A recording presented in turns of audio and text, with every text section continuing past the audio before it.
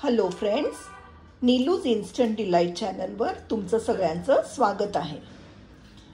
आज मी तुम्हाला कढीपत्त्याची एक बहुगुणी अशी चटणी बनवण्याची रेसिपी दाखवणार आहे।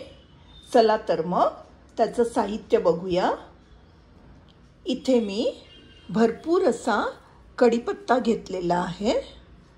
त्याकरता या लागणाऱ्या ज्या डाळी आहेत त्या बघूया। मी सगळ्या ऑलमोस्ट सेम प्रमाणात ह्या सगळ्या डाळी घेतलेल्या आहे। इथे मी घेतली आहे फुटाण्याची डाळ, उडदाची डाळ, शेंगदाणे, पांढरे तीळ, चण्याची डाळ व सुकं खोबरं किसलेलं।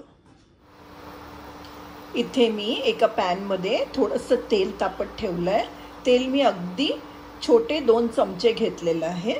आता त्यात मी सर्वात आधी ही चण्याची डाळ जी आहे ती भाजून घेणार आहे।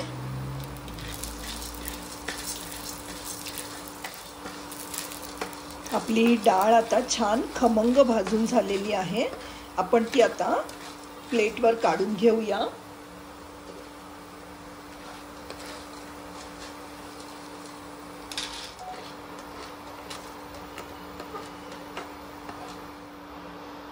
यातच आपण शेंगदाणे घालणार आहोत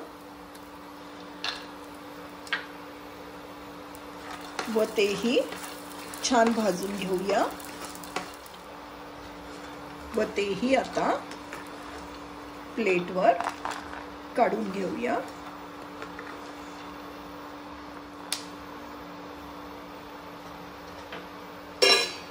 आता त्यात उडदाची डाळ घालूया। उडदाची डाळ भाजली की अगदी छान वास सुटतो। या सगळ्या डाळींमध्ये भरपूर प्रमाणात प्रोटीन्स वगैरे असल्याने व कढीपत्ता हा आपल्या त्वचेसाठी किंवा केसांसाठी अगदी फायदेमंद असल्याने ही चटणी जी आपण करतोय ती अगदी बहुगुणी आहे। ती आपण आपल्या रोजच्या जेवणातही त्याचा उपयोग करू शकतो। आता छान सुंदर असा वास सुटलेला आहे। या उडदाच्या डाळीचा वास अगदी सुरेख येतो। तीही आपण आता प्लेटमध्ये काढून घेऊया।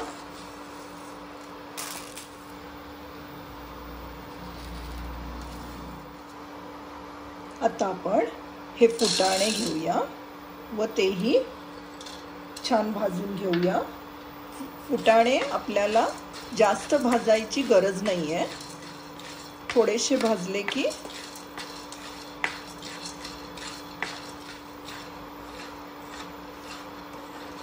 हे फुटाणे मी आता काढून घेते आहे।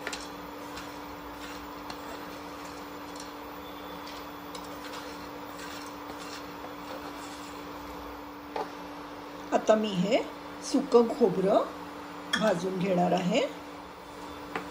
सुरुवातीला मी थोडंसं तेल घातलं होतं तेवढंच, पण नंतर मी तेल वापरलेलं नाही आहे व खोबऱ्यातही त्याला स्वतःचं तेल सुटत असल्याने आपल्याला तेल वगैरे घालायची गरज पडत नाही।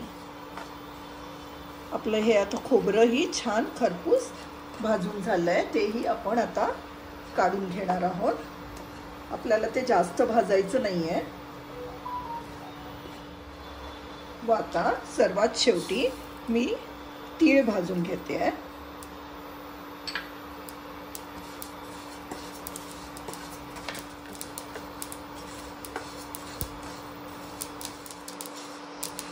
व आता हे मी तीळही प्लेटमध्ये काढून घेणार आहे।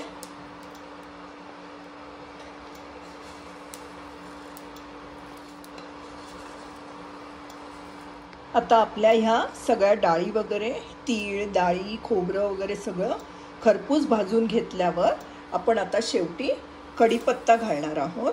मी थोडंसं 1 चमचा साधारण तेल घेतलेलं आहे। आता हा कढीपत्ता आपण छान कुरकुरीत होईपर्यंत भाजून घेऊया। हा कढीपत्ता भाजायच्या आधी मी छान तो धुवून सुकवून घेतला होता व आता तो छान कुरकुरीत होईपर्यंत आपण तो मंद आचेवर भाजून घेऊया। साधारण 5 ते 7 मिनिटं आपल्याला हा भाजून घ्यावा लागतो, म्हणजे जेणेकरून त्याचा असा छान खुळखुळ आवाज येतो व आपल्याला मग तो कुरकुरीत झाला म्हणून कळतो।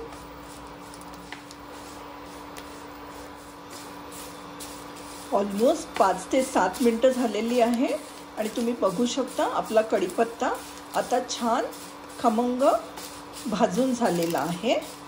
आता मी तो थोडा वेळ थंड करायला ठेवून देणार आहे। जसा तो थंड होतो तसं तो आणखी कुरकुरीत होणार आहे।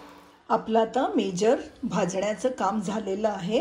आता मी ह्या सगळ्या डाळी थंड झाल्यावर मिक्सी जारमध्ये घेतलेल्या आहेत।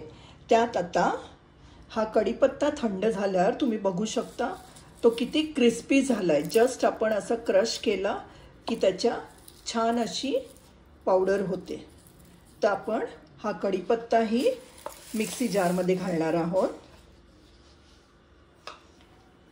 त्यानंतर आपण 2 चमचे जिरं घालूया,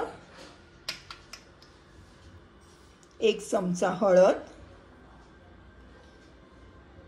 2 चमचे मिरची पावडर। मिरची पावडर तुम्हाला जशी पाहिजे तशी तुम्ही ॲडजस्ट करू शकता। साधारण 1.5 चमचा मीठ, थोडीशी चिंच घेतली आहे मी इथे। चिंचेच्या जागेवर तुम्ही आमचूर पावडरही घालू शकता। व सगळ्यात शेवटी मी घेणार आहे इथे गूळ, कारण गूळ घातल्याने या चटणीला अगदी छान अशी टेस्ट येते।